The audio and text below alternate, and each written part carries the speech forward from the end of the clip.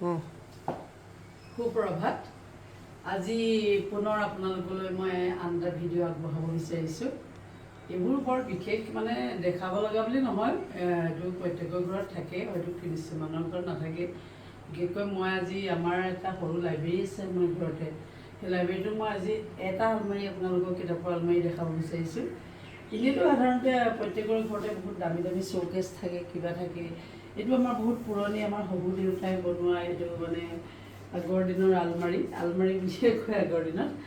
সেইকাৰণে তাতে আমি কিতাপ মানে আমাৰ কিতাপ সংৰক্ষণ কৰি ৰাখিছোঁ। আমি বহুত ভাল আনি কিনি থ'ব পাৰিলে এইটো আমি মানে মৰমত ৰং চং দি ৰাখিছোঁ, যাতে এইটো বহুত পুৰণি বস্তু এইটো, সেইকাৰণে যদি ভালকৈ আমি এইটো ৰাখিব পাৰোঁ। আৰু আমি কিতাপ যথেষ্ট কিতাপ ইয়াত সংগ্ৰহ কৰিছোঁ।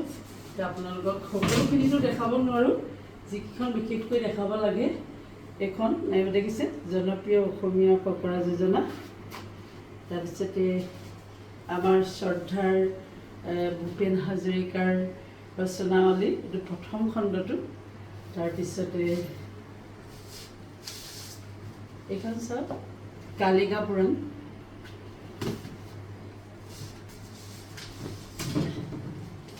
এইখন চাওক, অসমীয়া মহাভাৰত।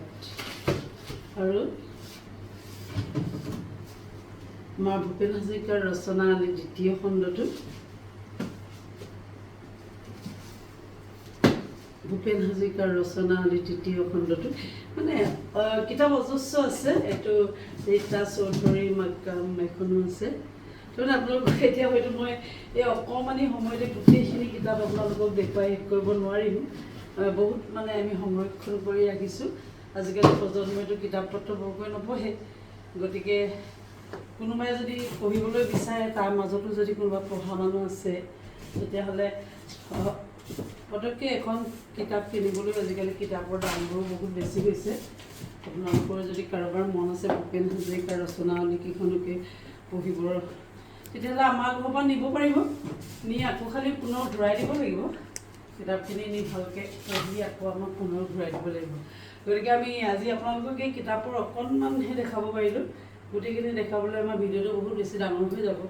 গতিকে পিছৰ ভিডিঅ'বোৰত মই আৰু আমাৰ আলমাৰীটোৰ পিছৰ ছাইডবিলাকো আপোনালোকক দেখাম। ধন্যবাদ।